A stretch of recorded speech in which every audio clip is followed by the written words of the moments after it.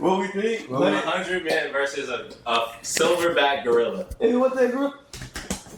Nigga, what? Man. We getting this. Y'all know who Arambe is, man? We getting the snot shit and piss beat out of us. 480, 6 foot. It's as strong as 10 grown men, bro. Like, its skull is designed to withstand, like, headbutting shit. Did you see how big they are? We already tried this, though. Have y'all all grabbed its arms if it let us? They arms are, like, huge. Like, he's gonna, like, it can pull up to 1,500 pounds of force. Once we're all grabbing its arms after it let us, it's gonna pull us in and rip our skulls off. Like, it's GG to, like... And you can't outrun him. You can't outrun it. We're not gonna touch him until, like, the 30th person is already dead.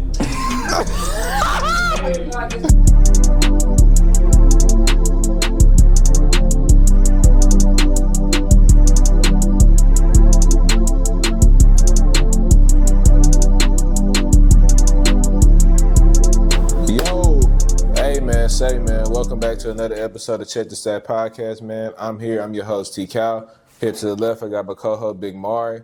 Here to the right, man, we got my boy dressed up real dapper today. I don't know who this is. Big Versea in the building, man. Casket fresh. That Titan blue. Oh, for sure. You know he always got to represent. Hey, this is that H-Town blue from their alternate jersey. All I know is the celebration you do is your future quarterback at the end of every episode. So, I mean, I guess... He from Houston. No, he's not. But anyway, in the back, man, we got Big Jess. Hey, how y'all doing? But without being said, man, NFL drafts came up, went by.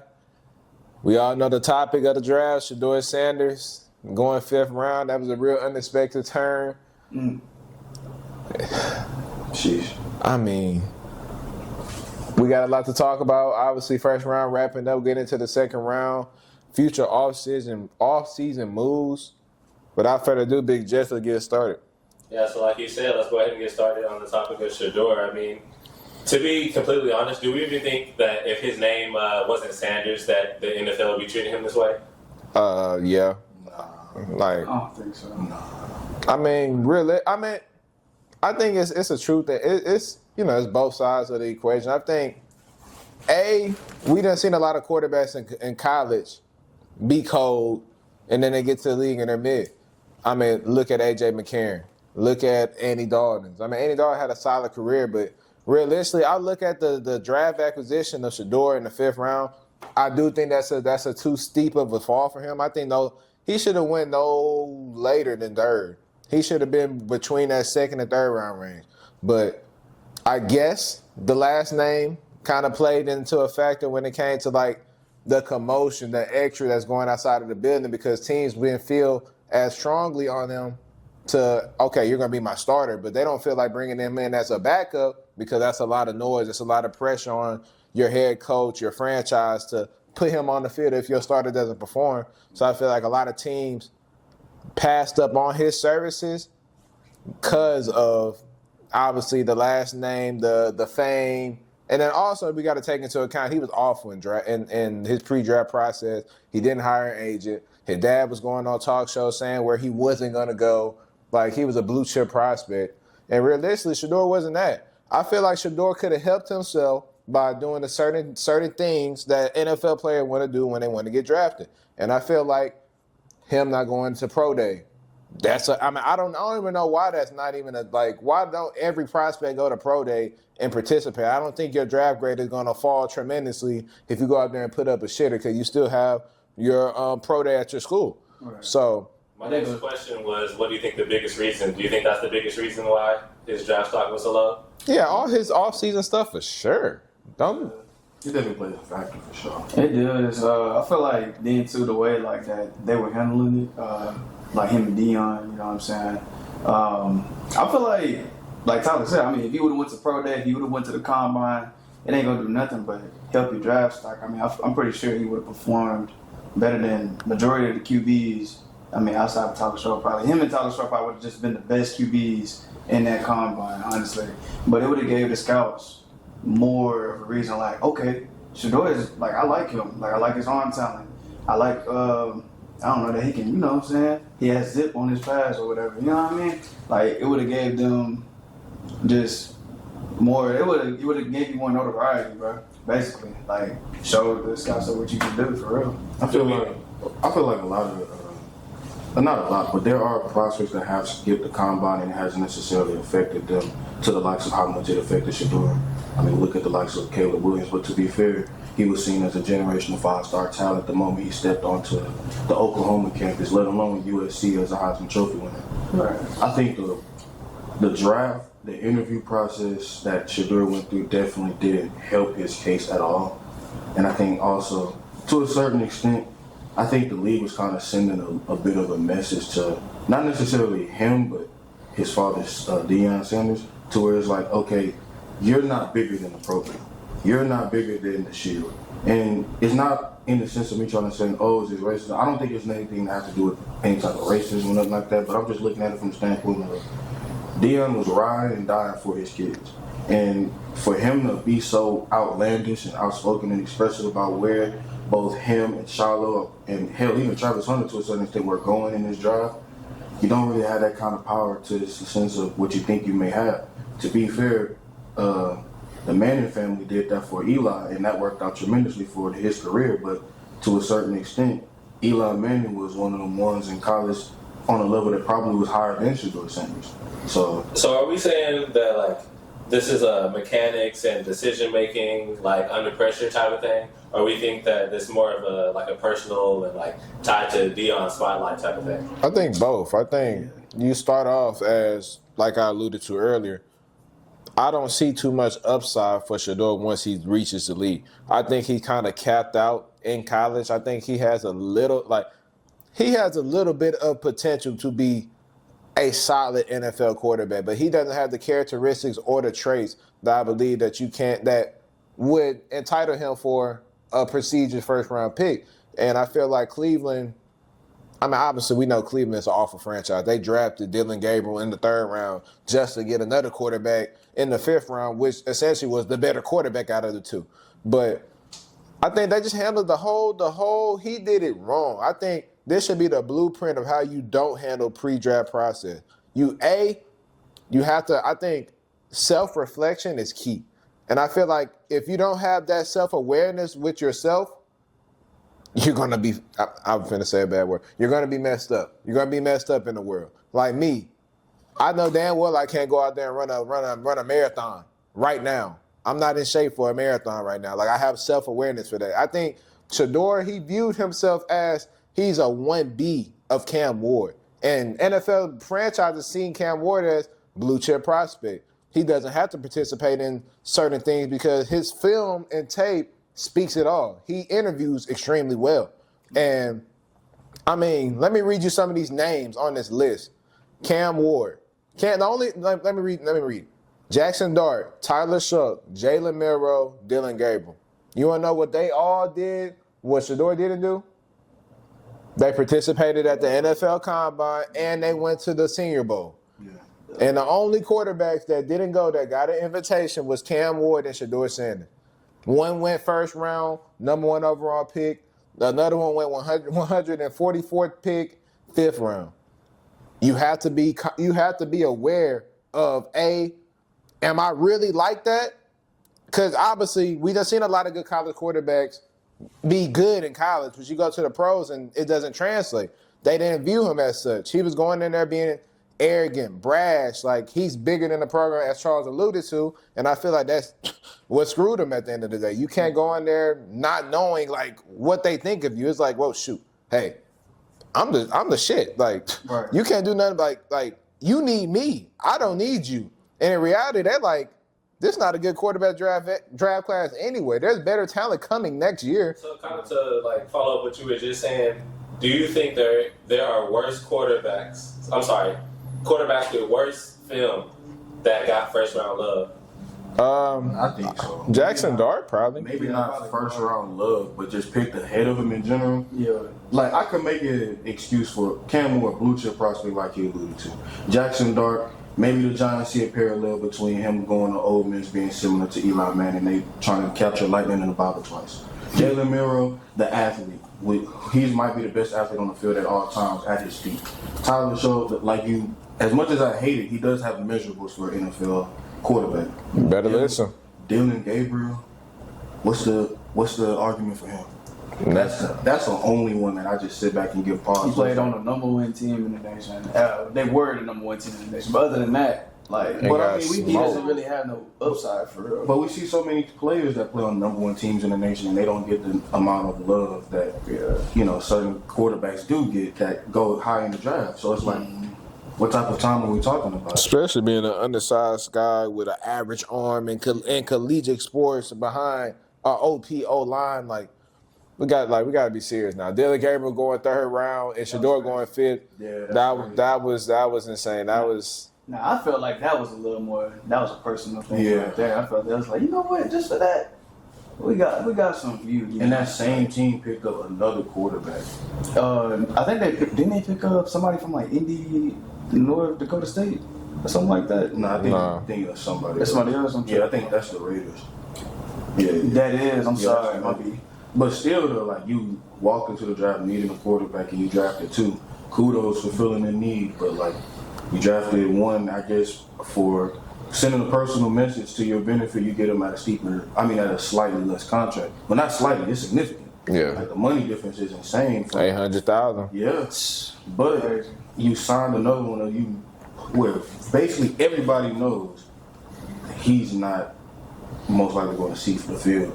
And I hope that I'm wrong for his case, but I mean, at the end of the day, like, when you're competing against the likes of one of the most marketable collegiate athletes we've seen in a while, in Shedeur Sanders, you're competing against guys that have NFL experience, like, what is it? Not Kenny Pickett. Joe Flacco. Yeah, Joe Flacco, and the other guys that's on the roster. It's like, well, you got to get in where you fit in, and he might miss or be QB4, and the only reason he's not QB5 is because DW4 is out for the season with another Achilles injury. All right, well, since we're talking about the draft, let's break it down. You know, every year we have a team that looks like they walked away cheating the system, and there's another team that looks like they didn't even watch college football. So who we think are the biggest winners and biggest losers of the year's draft? Me, I think I have two winners, but I'll start out with the first and see if anybody says my answer. I think the biggest winner of this draft was the Patriots. I think the Patriots did a real good job of addressing humongous needs on their team. O-line. What do you do when you get your first overall pick, number 4? You go draft the best O-lineman in the draft with Will Campbell. Now, I think he probably could have. Y'all could have realistically traded back and still got him at 6, at least right before the Jets got, because the Jets were going O-line as well. But I mean, for each his own. That was a good pick. But then Kyle Williams. Yeah. Kyle Williams is a sleeper. Kyle Williams is going to be a day one impact player, just like Tank Dell. When he came on the scene, I see that same level of impact in him. Travion Henderson, I mean, that was an amazing pick. I was sick to my stomach seeing him go off the boards because I wanted Houston to grab him so bad because I feel like he's that much of a difference changer. I think he was the better running back out of the two between him and Judkins. I mean, you can argue that or whatever, but I feel like he was the more complete back. Pass pro, I mean, he was everything that you wanted. They got the best center in the draft from Georgia. I mean, they did their job. I feel like New England, they're building the right way. I mean, you got Mike Vrabel there. They brought in some key free agents, obviously Milton Williams from the Eagles. They gave him that big payday. They brought in Stephon Diggs. Let's see how much that's going to be worth at the end of it. But, I mean, the Patriots, they did their thing in the draft. I'm excited to see them. For me, I got two winners. First, I got to go show love to the Falcons, man. The amount of struggles that they had on that defensive side of the ball and the way that they addressed it to the likes of which they did. I mean, Pierce from Tennessee, they needed edge rushers. They needed pass rushers, and they got one of the best defensive linemen in the draft just off the rip, took care of business. But before you finish, do you feel like they traded a little too much for Pierce? I think to a certain extent you can make an argument, but when it's that unproductive, because their defense was porous last season. Yeah. You gotta take some type of leaps, and you got to take some type of leap of faith if you want to correct those type of issues, especially if you're trying to build a somewhat level consistent defense that's beneficial to the team. I think also when you add in guys like Jalen Walker and Xavier Watts, oh my goodness, that is a dog right there. I love Watts, man. That is a pure DB that has of the highest order that I have a lot of respect for out of Notre Dame. He is a dog. He's definitely going to see the field. I think a sleeper team that won the draft, in my opinion, man, the Broncos. And maybe I'm leaning too heavy into the defensive side of things. Because that Barron shit. Hey, they already had a great defense, and a lot of teams want to strengthen their weaknesses. Why not double down on your strengths, man? Because your offense is anemic. Your offense can be anemic, but we've seen anemic offenses make some shape. They ain't making nothing shake with that crap. Hey, you never know.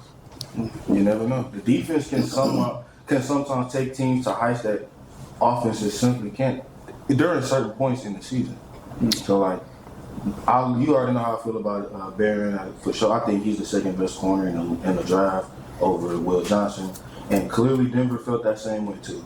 And I'm glad that they sat up here and doubled down and strengthened an already stacked defense by adding another valuable weapon on that squad. Do you guys think that there's a team that quietly built a championship core? Yeah. Kill me if you want. No, Nah. I'll say I can't even say the Eagles. I can say Baltimore. I like Baltimore. I like how they went defense in that drive, man.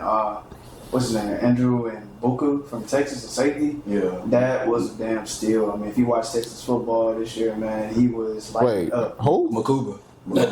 I thought it was in Buka. And Buka. Ain't that the one that went to... Makuba went to the Eagles. Right, regardless. Makuba went to the Oh, Eagles. I'm thinking of Malachi. Never mind. Malachi Starks. I was thinking that they both buried. Yeah, Malachi Starks, Mike Green. Let me do that. Nah, okay. I'm gonna shed some light on the Ravens. Yeah, them drafting Malachi Starks, man, putting them back there with Kyle Hamilton. I think that's gonna be crazy. The only reason why I'm asking you this is because you said the Ravens. Yeah. Do you think that this move pushed them over the Bills? That was the second best team in the AFC. Sheesh. Because I said championship core. I think that. I really don't think you can just truthfully say I that can't even without seeing them actually play. I think that's I feel like their defense though is more of a problem, even though Baltimore, that's what they're known for. they had a You know what I'm weakness saying? at that safety position outside of Kyle Hamilton. So Right. replacing Williams with a guy like Malachi Starks. Right. And Malachi Starks, he's a ball hog. I mean, he's fast. He can hit. He can cover. You know what I'm saying? He's aggressive. You know what I'm saying? He's a great player. You know what I'm saying? If you watch Georgia play, I mean, Starks was all over the field. You know what I'm saying? Especially against like Texas. So, I guess I can say like my second team. This is like a sleeper. I'm not saying it's like a championship team. No, I say my team. I say the Chargers. Only because, you know what I'm saying, they addressed the needs that they addressed everything in the draft. You know what I'm saying? We didn't have no type of run game last year. I mean, we did for like a little bit. Like JK was straight, you know what I'm saying? But when he got hurt, week 12, I mean, there was no run game. When we played against the Texans, there was no run game. We forced the ball everywhere. You know what I'm saying? That ended up in interceptions or deflections. You know what I'm saying? So there was no run game. I like that we picked up Trey Harris and Keandre Lambert-Smith. Trey Harris, I mean, he was on pace to. He really could have went first round. He probably would have went like early first. No, not early first round. He was a high draft prospect. That's all I'm gonna say. He would have been higher if he didn't get hurt because of a little sports hernia. But yeah, we picked up him and we picked up Keandre Lambert-Smith, 4'3" guy, speedster. He's a deep threat. He can catch. He's a good contested catch guy. He can run routes. He was the number one at Penn State and at Auburn. I would say, not to cut you off, but for as much as I want to hate, I would say y'all didn't draft bad. Yeah, it's like if I graded it, I'd give it like a B minus, like a B plus. You know what I'm saying? It was Probably a solid B. Yeah, I wouldn't like go a mine solid nor B. plus. So B in the middle. Y'all did what y'all had to do. yeah, like if you watch the films on the players that we had drafted, they're all pretty damn good. especially what's bro name? Kyle Kennard, SEC Defensive Player of the Year. Yeah, I want to shed some light on him. He's good, man. And he gave what's bro name? Will Campbell. That's the dude from LSU, am I right? That's how you say his name? Yeah. Yeah, Will Campbell. I have to make sure. Yeah, he gave Will Campbell some problems. If you watch that tape, I mean, he sacked Nussmeier like twice. You know what I'm saying? So how did they let SEC Defensive Player of the Year like slides around fourth? That's actually fucking crazy. But you know what I mean? I feel like the Chargers had a pretty solid draft. I mean, and they built around Herbert. They addressed the needs. So yeah, I think a team that, from Jesse's question, drafted players to build their Super Bowl core in a sense, or shrink, or gave them a better chance than what they had prior, was the Chicago Bears. I think drafting Coastal Lebanon was a steal. I mean, people, are high on Tyler Warren, but I feel like Coastal Lebanon has extreme upside to be better than Tyler Warren. I think Tyler Warren is the more complete prospect in the run and the pass game. But Coastal Lebanon, man, his ability to run routes, I mean, he's down there like a slot out there. And then you got Luther Burden. Yeah. You got Luther Burden in the second round. I don't know how you see that. Guy that has Jamar Chase, Debo Samuel type potential slipped to the second round. I mean, people say character concerns or whatever. I mean, at this point, I guess we can reference that back to like the Shedeur thing. Like, your talent, it don't matter about your characteristics or whatever. Because shoot, AB was an asshole. People were assholes, but if the talent speaks, they're gonna pick you. Yeah. So I think that's another thing that can go into that Shedeur topic. But I mean, they got Ozzie Trupp. I don't even know how to say his name. Excuse me for that one. But he's a 7th-ranked offensive lineman in the draft. And then Shamar Turner, I watched him at Texas A&M this past season. Man, he was he was going crazy. Game changer. So I feel like Chicago, they really bolstered up on the areas that they needed to get bolstered, especially losing Keenan Allen in the offseason. I mean, Luther Burden slips in just like a glove. So now your receiving core is DJ Moore. You got Roma Dunze on the outside, and then Luther Burden running your slot with another year DeAndre Swift. I mean, Coastal Lovely coming in to really replace Cole Kmet. So I think they're really building a monster there. And let's see how Caleb Williams develops. But I think so far so good in the draft for Chicago. I think to highlight what Jesse was talking about, who possibly who did the worst in the draft. I'm not gonna lie, I'm not satisfied with what Cincinnati did, bro. And they drafted a stud at edge. I mean, that's a potential pick though. He ain't just there now, but like potentially. They didn't really address the needs for real. Like they went basically all defense damn near, and the defense was terrible. Yeah. So you kind of had to, but at the same time, like you go an entire second round without no DBs, no safeties, no corners, no nickels, not even anyone that you want to just throw a bone to a potential dog out there. I'm sure. What did they do in the undrafted free agent market? I mean, shit, they had no choice. That's true. Pause. Are you subscribed to Check the Stats podcast, man? While we on this pause, you make sure you go on that YouTube link and you subscribe to Check the Stats podcast, or you gonna make my boy Omari sad, man. I'm gonna do something crazy. What if Giannis decides he's done in Milwaukee? I think such a big move like that would have such magnitude, kind of close to KD moving. Wherever he goes, it's definitely going to cause a lot of gravity within the entire league. So where do you think Giannis should go if he actually wants to win? Oh my God, bro. There's no way that we actually talking about this and he just got eliminated. Like Tyrese Halliburton just made the game-winning layup with 1 second left. Oh. So basically, he is out of Milwaukee because now their season is over with. That Milwaukee blew an 8-point lead in overtime. And like with a minute and a half. Damn. How the hell does that happen? And now Giannis trying to fight. Bro, Giannis trying to fight it. Halliburton dead. Oh my God. Hey, but all serious note, Giannis, he's out of Milwaukee. There's no way you can go. They don't own their first-round picks for the next 5 years. You can't rebuild. Your market is awful. Nobody wants to come to Milwaukee, and it doesn't matter how much bread you throw at them. You're not getting top-tier stars in Milwaukee. plain, simple, to the point. So, Draft team. oh yeah, so they're gonna. I think a good team I can see Giannis going to realistically. I don't want to say it because everybody knows it, but I mean, I guess you could say the Rockets, bro. Like we have the assets and we have the trade pieces for Milwaukee to play ball with us. We have a lot of first round draft capital from Phoenix, and realistically, we're not gonna we have Reed Shepherd, and he's extremely talented. He didn't even get a chance to play this year because our team is so competitive. So, what are we realistically gonna do with young guys that really can go, but our team is in a win now mode to the point where it's like, well, damn, like we have young talent riding on the bench. But I think Giannis, he can fit in. It just depends who we're going to have to give up. And I know in a trade of that magnitude, realistically going to have to be a Şengün. They're not going to want Jalen Green.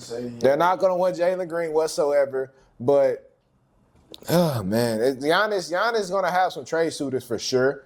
Don't get me wrong. I think another team that could be a sleeper is OKC if Jalen Williams doesn't pan out in the offseason.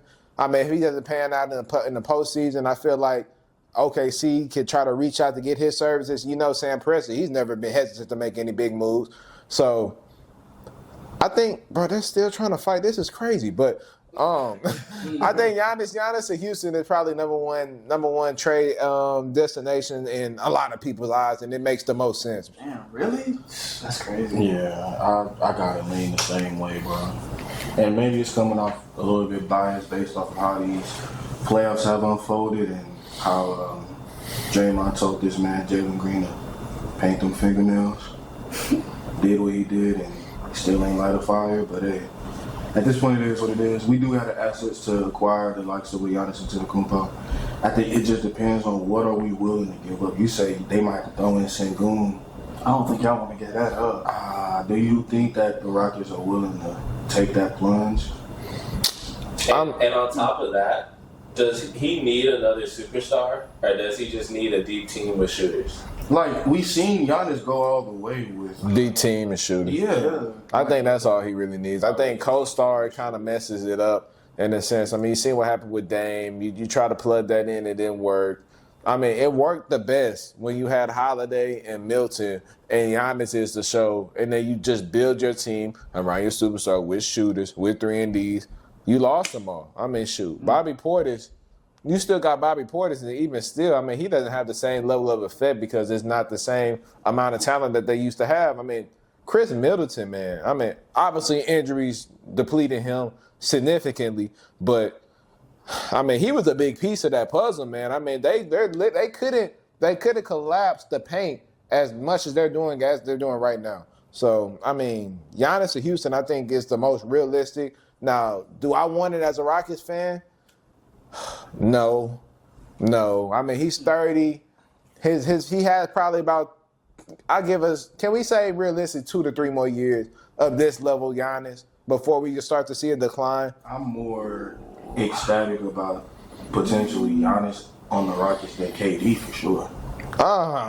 See, now we got another topic for that, so we're going to leave that alone, but we're going to get into that. Mari, what you think?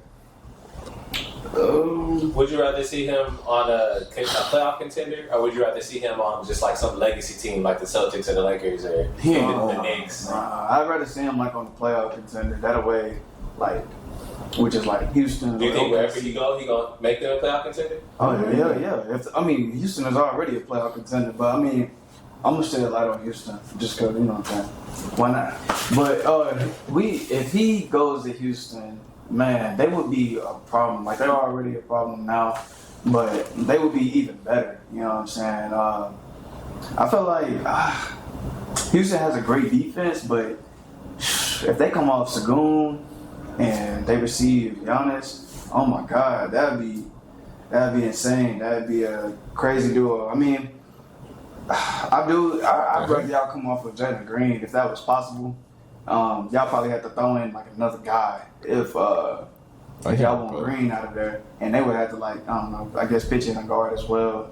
We gonna throw in hella picks. Yeah, if we want to get rid of Green, or unless a team feels like they could, you know, get the best version out of him more consistently than we could, then we're going to have to throw in a boatload of picks. Can we be honest, man? Jalen Green, the best version of him is going to be Jordan Clarkson.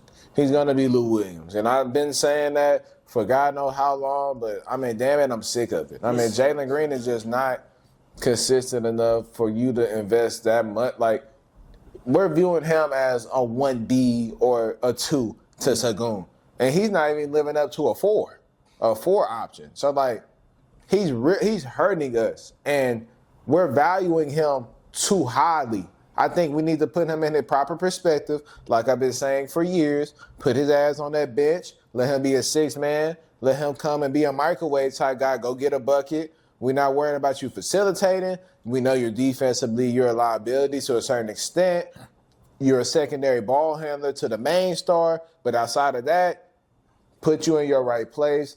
You're going to exceed more, and your expectations are going to lower, which may end up benefiting his level of play. The only problem I have with that is when you give that much money to a player, you don't give him that payday to see him right on the bench. I mean, what do we pay him? 3 years, $100 million? Well, if that's the case, then you would most likely look to. And I don't really want to say this, but like, say it. You damn near want to look to give it one more year, or at least half a season. But like, because at the end of the day, while we want to shit on him at this moment in time, like, he's still 23, and it's only his first playoff series too. I mean, but sure, we done seen 4 years of this crap, and it's like, realistic. I'm not trying to be that fan where I'm like, damn, I'm impatient. I'm just one of them guys like, you're not performing, so get out of here. Like, no, I'm not that guy. But 4 years is a long time. I don't see progression. I don't see progression from what he did in his rookie year to now. He still shoots the same dumbass shots. He still makes the same dumbass decisions. He can't defend a lick. And at the end of the season, he go crazy.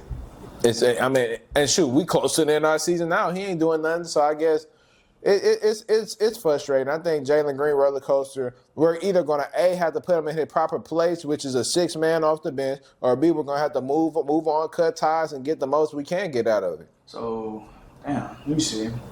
Who would y'all replace him with? Like, sure, anybody who's willing to make a trade partner. Well, since y'all already brought it up, I'll move on to our next topic. We're already talking about Houston. If the Rockets go home early, like, then what? Like, what should we look for in the offseason? I think it's time to. Specifically, who? I think it's time to bring in all these guys. Let's count the names, everybody. Cam Whitmore, Jalen Green. We're gonna bring a couple first-round picks. You getting out of here, baby. Damn. Devin Booker, welcome to Houston. We need you. That's a score. That's a hell of a combination. Giannis. No, Giannis. I would prefer Booker because he's still relatively young. He's about 27, 28. We probably realistically have a longer prime with him, and it's going to be kind of like Booker is the star, but Sagoon has more promise. Sagoon has a higher upside where Sagoon could be on some low-key Jokic type stuff. Like what I'm seeing from him in this Golden State series, when he really wants to dominate, he can go out there and kill anybody in the league. Anybody in the league. He was giving Draymond the business. He was giving Wemby buckets. Yeah. So just imagine.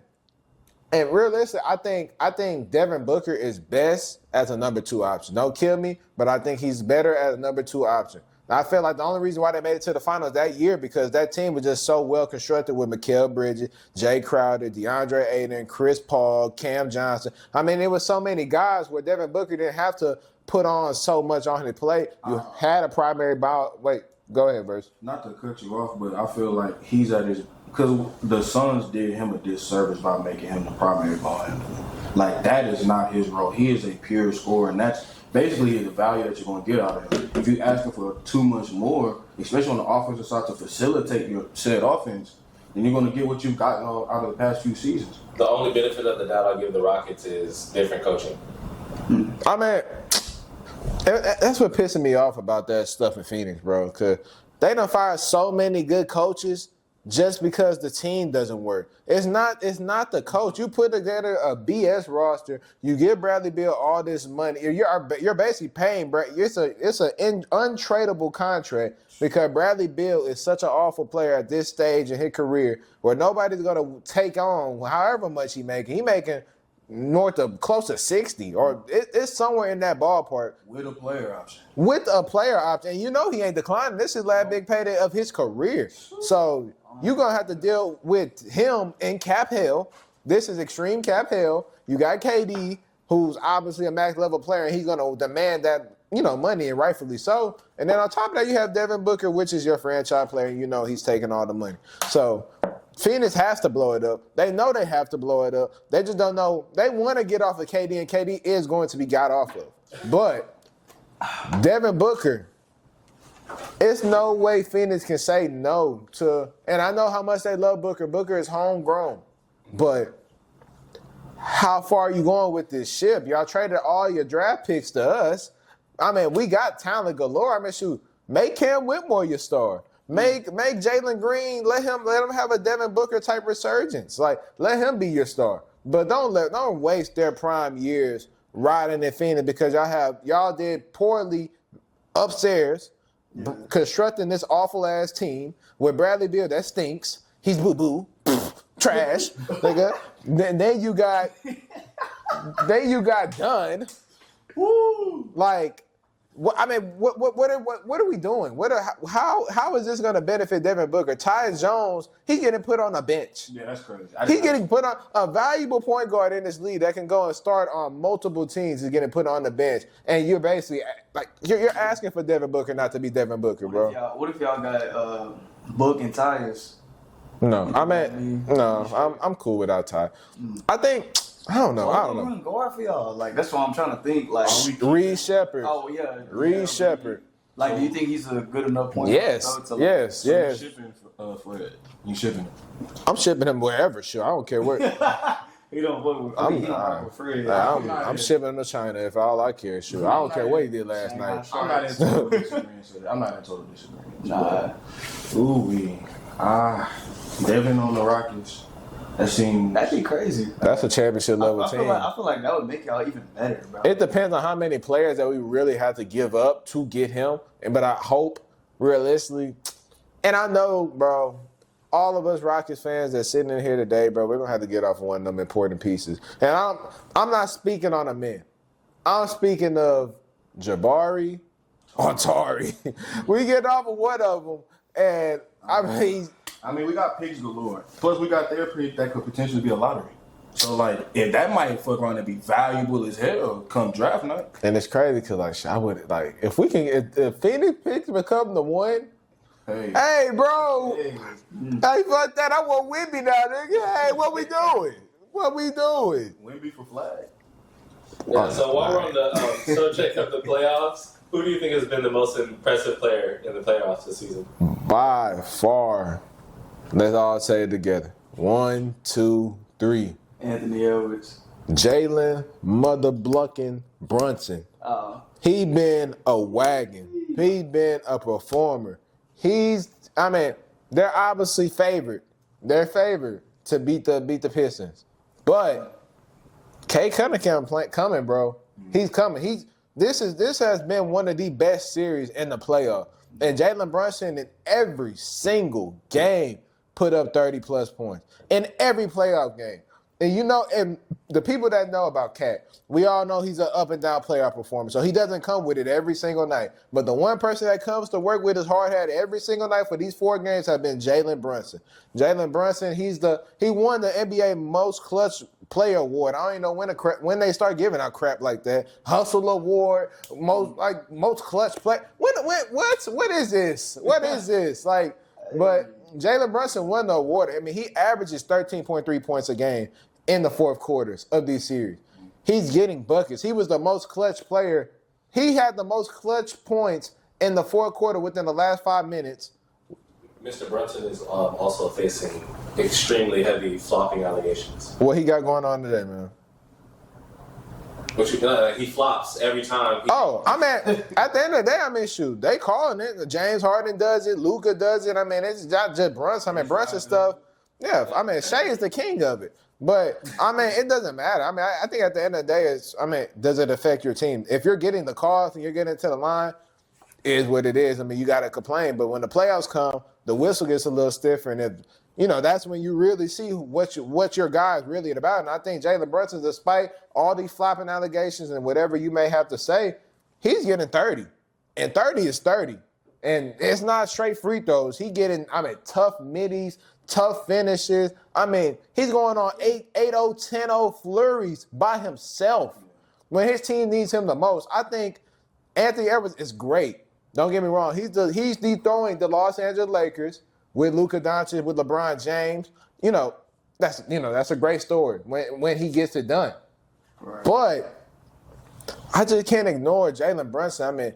Most clutch player of the year, 13 points per game in the fourth quarters. You just can't ignore that level of talent as an undersized guard in the league. And we know how difficult it is for undersized guards. So, Jalen Brunson, man, he's by far impressed me the most in these playoffs. I want to shed some light on a guy that's not getting as much love as he should. Julius Randle, man. Hey, what you showcased in New York, that was some bullshit. In the postseason, I can't even sit up and cap. That was some BS, man. You left everybody in New York down when you lost with home court advantage to the Hawks. And you definitely didn't do any favors when you left Jalen Brunson as the only scoring option that was consistent when he first got to New York. Mm-hmm. And we all had questions and concerns about why the hell the Timberwolves would make this trade of getting rid of one of the best big man shooters of all time for a guy like Julius Randle, who at times can be very inconsistent in the regular season, let alone the postseason. True. And what this man has done in these past 4 games, albeit recency bias aside, has been nothing short of special. This dude has been extremely consistent. This dude is out here taking away some of the spotlight that should be given to the likes of, say, Nas Reed, who hasn't missed a shot in the fourth quarter. True. Taking away the spotlight from guys like Jaden McDaniels, who's taking on these tough assignments of guarding Luka, guarding LeBron, and still giving you a consistent 15 to 20 a night. Yeah. Julius Randle has been putting in that work on the offensive side of the ball because he's taking advantage of the small ball lineups that LA is providing. And then on that defensive side of the ball, against one of the best ISO players the NBA has to offer, let alone in NBA history, he's holding his own. Like, that is incredible for me to sit up here and witness. I can't believe I'm saying this. Julius Randle is your favorite player. Hell, the day that Julius Randle is my favorite player is the day Jack Daniels isn't a brand of alcohol. Hey, bro. Disrespect Jack Daniels. I'll shed some light on. I said Anthony Edwards at the beginning, but I'll say Kawhi Leonard. I like what he's been doing in that matchup with him and with the Clippers in Denver. Oh man, we haven't seen Kawhi like this in a while, and it's just like great to just see him back as himself. Like, Yeah. I like that. Like, this is the cyborg. This is the guy, the claw, whatever they call him. Like, this is the guy that we miss. Cyborg. Determined. Whatever he is, but this is the guy that we miss seeing play. Like, this is like that Toronto Raptors Kawhi. Like, this is the guy we miss seeing play like this. You know what I mean? So what he's been able to do, and Jokic too. Jokic's been going crazy, but what Kawhi's been doing, man, it's just been a while since we've seen that. I remember we were questioning him because of injury, his availability and everything. But man, he showed up in the playoffs. Like, I seen something on I think it was Instagram. It's like, I see why Kawhi sat almost the whole season or whatever, missed a lot of games or whatever. They was preparing him he was getting ready for the playoffs. Like, I was like, damn, man. Everybody was low key kind of clowning him because of the USA team thing, and it's just good to see him in the playoffs going crazy. So yeah, shout out to Kawhi Leonard. All right, on to the next topic though, man. With the addition of Sorry. Like, pull your shorts down. Oh yeah, that nigga naked in the last video.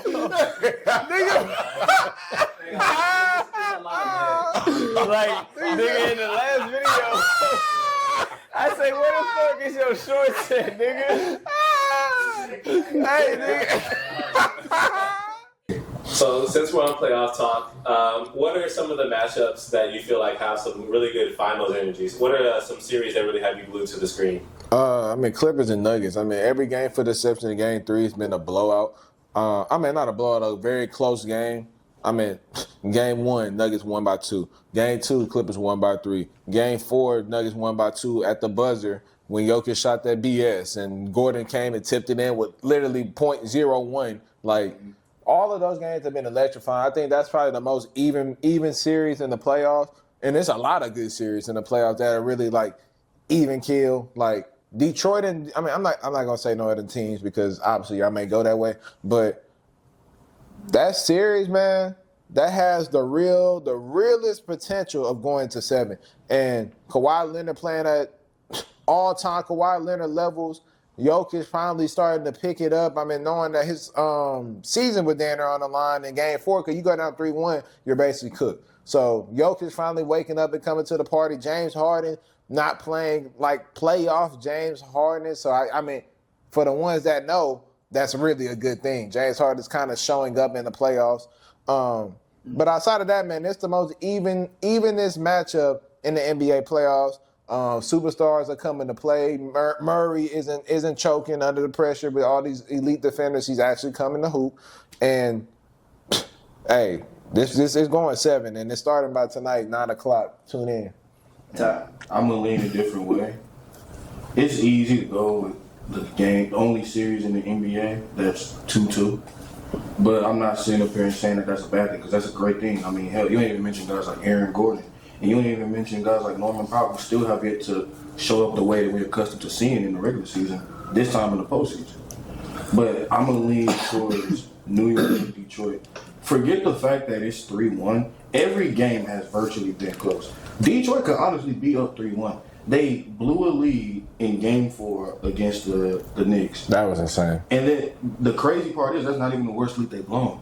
They gave up a 21-0 run in Game 1 on the road. And that was almost all of those guys' first playoff series. And they was in the position to steal Game 1 against a veteran squad like New York. Mm-hmm. That is a talented team on the rise. And we've seen teams pop in every once in a while and not show their faces in the postseason after a good season the previous year. But Detroit looks like they're here to stay. Cade Cunningham is on the uprise. He is ascending as we speak. And we all know what Jalen Brunson and Karl-Anthony Towns represents for the New York Knicks. So I feel like, in all honesty, if Detroit wins Game 5, they win the series. I don't know if they win the series, but they going to 7. If they win Game 5, then the series keeps going because they're down 3-1. But I think it's a damn near guaranteed they'll win Game 6 if it gets that far. So you said Clippers. That was gonna be my answer. You said Detroit. I'm gonna go a different route. He gonna go OKC. Nah, hell no. That was just straight. That was crazy. Hey, but don't get me wrong, 50-point wins is definitely entertaining for some people. Nah, it was boring. I ain't gonna lie. I'm watching. I'm like, nah, I'm bored. Turn it off. I'll say the Rockets versus the Warriors. Even though like they're up 3-1, the Warriors are up 3-1. I'll say that's been a pretty interesting series right there. Man, just the grit and just like, I don't know, just the energy of the game, man. Like it's dirty stuff going on, man. Yeah, it's just like very energetic. It's like a very defensive game. I don't know. It's just like a battle between those two. And even though Golden State up 3-1, it's not a bad series, honestly. It's really not. Bro, he put his foot on his head, and they gave him a flagrant. No check. Draymond crazy, bro. Flagrant foul. Jimmy Butler shoved Brooks in the back. Yeah. No look at, no nothing. Draymond puts his hand on his waist. At the end of the game, no foul. But Jimmy Butler gets this, and they calling fouls. Like, it's just ridiculous. That's been a crazy series right there. The energy, it's just, I don't know. Everybody just coming to play, man. I don't know. It's y'all watch the games, man. Shit, I just feel like that's a good little series going. I think what's shocking is that none of us said LA versus Minnesota. I mean, that's not single one of us said that. I just don't think that's the most entertaining series. I think it's more entertaining series. I think, obviously, you have Luka, you have LeBron, you have the star, and they have been interesting for the most part. But when you watch these games, man, they're coming down to the brim. Yeah. Every single game is coming down to it. Don't matter if they can have a 50-point lead by the end. When it's fourth quarter, it's a 3-point game with 4 minutes to go. Like, you on the edge of your seat and you don't know truthfully who's winning these games. So the better part of the Minnesota Lakers, for most of the games, it fits those same qualities too. I mean, hell, just look at what happened in Game 3 and Game 4. True. Mm-hmm. So, I mean, I think what highlights everything that we're talking about is you're looking at it from the Clippers and Nuggets. Those are like all-time finishes. Like, the drama is there, the tenacity is there. I mean, hell, we've seen Harden one-man army against 50. And he was out here trying to hold his own, trying to squabble up against everybody. We already know. We know that's pump fake. The Harden ain't getting out there with nobody, bro. I mean, we all know that. But at the same time, the theatrics is there. We already know about your Lakers, well, not Lakers, the Rockets and the Warriors, your team, with how greedy that series is, not only in the terms of physicality, but, like, this was the first game last night where both teams touched 100. Like, that's old school hoops for real. And do we see a series that we think is starting the birth of a rivalry? Detroit, New York. That's gonna be the series for years to come. You literally have superstar written all over it in Cade Cunningham, and I promise you, it's gonna be the worst team Cade ever comes to the playoffs with, because by the time they get right, hey, they got a squad and they got a coach. Cade is good enough to lead that team to a championship. I'm not. They were not in the play-in. They made the playoffs. They tripled their win total, bro, and they had a 30-game losing streak. Shout out to Cade, man. Shout out to Cade. Shout out the team. Shout out to him too. Shout out to the head coach. So, do y'all think upsets make it more fun, or you think it's better when stars go head to head? Well, what are we considering an upset in the Western Conference when everything is so tightly packed? Yeah, like we already know. OKC was going to give belts. Well, strictly seeding then. Strictly seeding. So is the Warriors over the Rockets an upset? Yes, the seeding upset, yeah. I mean, you can look at the seeding, but I mean, if you look at like team garbage until haven't y'all always like battled against Golden State though? Yeah, like, no, that's always been a rivalry. I was gonna say, I'm sorry, as a Rockets fan, it's not a rivalry if you can't get one. We haven't won a single series in 10 years against them. Yeah, we never beat Golden State. Yeah. We always lost. I mean, it's annoying, but you think we, as a Rockets fan, you think if we win Game 5, we win Game 6?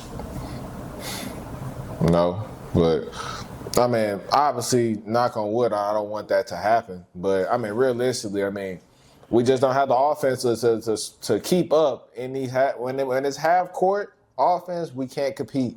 Like, we can defend our tails off. We gonna make them work for every single point they get. But whenever we get on the other end of the court, man, it is an eyesore to watch the Rockets play basketball. You know when I realized we lost the game, and it's the last point I make. When they did hack and shot for Steven Adams, I low key wish that Ime kept Steven in. We needed that, bro. That pissed me off so bad. I'm like, that's so like, oh, that's so weak, bro. I hate that. Like, play basketball. Like, at the end, I understand that's a strategy. You foul the worst free throw shooter on the team. You pray he go 0 for 2, 1 for 2, you're living. But, I mean, it's like you're really scared. You're that scared where you have to play the foul game for us to get him off the court so y'all can beat us. Like, chumps. They put Draymond on. Chumps. Like, they chumps, bro. Like, dirty. I mean, doing all type of dirty crap, bro. Like, it's little stuff like that. It pisses me off. Like, Draymond Green, every time, like, he's on the ground, he's pushing somebody or nudging at something. Like, he's doing stuff that, like, the whole world sees, but the referees are just like they're really praying, like, Draymond, please just stop. Like, please stop. Like, they don't want to be that guy to eject us. I guess you could call him he's somewhat of a star on the Warriors. Like, if you think about Warriors, you think about Jimmy Butler, you think about Curry, you think about Draymond. So you're not trying to eject a star in a playoff game, but I mean, at a certain point, he's asking for it. Like, the only time y'all realistically give him a check is when he's screaming in a ref face and he has to run him down. And, like, they wasn't going to give it to him, like, even still. Like, it pisses me off, bro. Like, the favorable whistles. I mean, you calling BS that you don't give the other way. I mean, it's annoying. It's truthfully annoying. Home court advantage. Yeah, but they're doing the same thing in Houston too. I mean, shit, look at game 1. Yeah. They're giving them the edge of experience and playoff repetition. That's the only thing I can say, because there's no way that you don't call that game even kill. Like, you don't give us a chance. Like, it's already bad enough we can't score a lick of shit in half court. If we're not in transition, man, watching us in half court outside of Shagun go to work is an eyesore. It is a complete eyesore. I got a lot of respect to him, man, though. No, man came to play. When that fourth quarter surge, him and Sengun was on their A game. I got a lot of respect for him for shit show. And guarding, not trying to be like Eason laughing with Draymond or trying to make up for whatever happened. A man walked in, he meant, what y'all doing? Like, stop being soft. Like, we're competing against and we're not trying to be their friend. And like, you can see that mindset. I'm like, we can build around a guy like that. Yeah. Like, he not trying to be friends in the battle. He trying to take your neck off. Yeah. He trying to go at you. And Eason over there laughing, like, and got his mama on Twitter tweeting and like all that stuff with Warrior fans and stuff. I'm like, bro, just leave it alone. Like, he had a bad game. Like, it is what it is. Leave it alone. But y'all doing too much. Y'all making matters worse. All right, man. But last but not least, we got our final topic. So we kind of brought both of these players up today's episode. We got 2 killers, 2 different play styles. But if you had to build around one player, who would you rather have? Jalen Brunson or Anthony Edwards? I mean, it's hard, man. It's really like, this is the hardest question I think I could have ever thought of. But I would say Anthony Edwards just based off of two-way upside. I think Anthony Edwards can be an elite level defender, and he's already an elite level offensive player. I mean, he's a 40% three-point shooter. He was the league leader in 3 points made. And we're thinking of Anthony Edwards as what? What's your first thing you think of when you hear Anthony Edwards? Duncan. He's gonna boom somebody. And he's the lead leader in 3-pointers. I mean, his potential is scary. He's only 23 years old, going on 24. He outclassed. Class 2019. I mean, Jalen Brunson, for as great as he is, he's an undersized guard that's giving you 30 a night in the most pressure-packed stage in basketball, which is the NBA playoffs. I mean, you can't ask for nothing more than that. He's the clutch, but I hate saying it because it's just cringy to me, but he's the clutch player of the year. He won the award in the NBA. That's a crazy award. He won the award. So, I mean, he's him. He's like that. Anthony Edwards was a finalist as well, but Anthony Edwards' two-way upside is way too high for me to just ignore. Jalen Brunson is a playoff riser. Jalen Brunson comes to the front when it matters the most. But I feel like Anthony Edwards, he's the better player of the two. So. I'm gonna have to go with Anthony Edwards as well. I mean, I just rock with Anthony Edwards, bro. It's just his tenacity and like that dog. Like, he ain't scared to go against nobody. Not saying Brunson is, but it's just. I just rock with Anthony Edwards, like off the court, on the court, and off the court. You know what I'm saying? Like, we're gonna go on the court. On the court, he ain't scared of nobody, bro. He'll go at anybody. You know what I mean? We seen him chipping at Braun, him and Braun going at it. You know what I mean? We done seen him like take over. He just had 43 or whatever. So it's like, I gotta go with Anthony Edwards. Like that two-way upside, like Tyler kept saying, man, that two-way upside, his athletic ability. You know what I'm saying? And just his ability to like just get to the rack, bro. Like, I don't know. Anthony Edwards different. I feel like he's the better player than Jalen Brunson. No disrespect to Jalen Brunson, I rock with him too, but I ain't gonna lie. I feel like Ant got it. And it's crazy the ascension that Ant has had. I mean, like the heights he's shown, what he did in his first playoff series against the Grizzlies, the year after against the Nuggets, then getting his lick back by beating them 3 times in 4 trips to Denver is insane. And what he's doing now, I mean, it's so crazy. We spoke about it earlier, I believe today. He, in a calendar year span, is on the verge of knocking off Nikola Jokic, Devin Booker, Kevin Durant, LeBron James, and Luka Doncic in a span of 1 full calendar year. That is crazy. That's a bad man. Then to also highlight, and it sucks that I gotta bring up a weakness in Jalen Brunson, but like not only is he undersized, but if there is a weakness in his game, what would that be? Defense. And that's just what it comes down to. He's undersized and he doesn't necessarily have the greatest defense in the world. While Ant is seen as one of the best two-way players, or one of the best young two-way players that the league has to offer. He's getting it done on both sides of the floor, and he's the offensive output that Brunson is giving. Ant can do the same thing, if not more. And on the defensive side, it's not even close. Mm-hmm. So all of y'all talked about athletic ability and skill. Who's a better leader? Ant for sure. Ant for sure. I'd probably say Ant. He more vocal. Yeah. You can kind of like see it on the court. My bad, not to cut you off. Yeah, and he messed around and dropped 43 points with, I think, like 9 assists and 6 rebounds. And the first thing that he talked about was Nas read. That's crazy for a guy to do all the clutch things he did, hitting basically game-clinching free throws, making all the necessary plays of playmaking and scoring and shooting, and he still finds a way to highlight his teammates to get the lion's share of the spotlight. That's crazy. Man, these NBA playoffs, it's going to be crazy, man. I'm excited for round 2. I mean, I'm just happy that the superstars are coming to play. We don't have too many superstars that we're looking at. We're like, damn, like you didn't show up this year again. Like, I think relatively around the league, all the top tier players have came and they played their tails off. And I'm excited to see what the future beholds. But with that being said, Big Versea, you got anything left before we wrap this up? I got one, before we even get to that portion, I got one question for all three of y'all. What's y'all biggest hot take for these playoffs? You ain't even got to explain it, just what's y'all biggest hot take?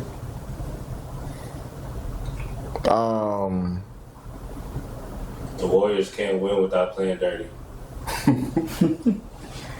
That's something. John Morant isn't a superstar. Damn. Omari? John Morant can't be a number one. He can't be a number one option on the championship winning team.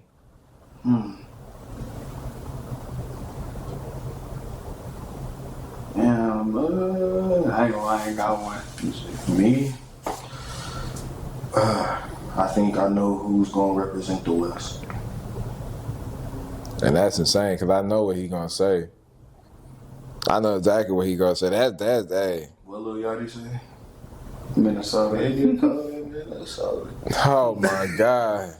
Well, Lucas said everybody act tough when they up. Everybody act tough when they up. So we're going to see what the future beholds when we get back on this pod, man. But with that being said, man, if you made it to the end of this video, make sure you like, comment, subscribe, follow us on our social media handles, man. We're just getting better and better, man. Top tier content coming soon. As you've seen in the previous episode at the beginning, man, CDS Streams is coming extremely soon. There's a lot of hot stuff coming from us, man. Summer coming up. We'll only get it better from here. Omari, I appreciate you, Big Jessie, the back. You the man. And Verse, you know what time it is, so let's give that boy his moment to shine, man. Man, I ain't giving no moment to shine for Jalen Green, man. I'm sorry. But what Draymond did and what he said, as much as I hate to say it, he was right. You go back to that locker room, get to painting them nails.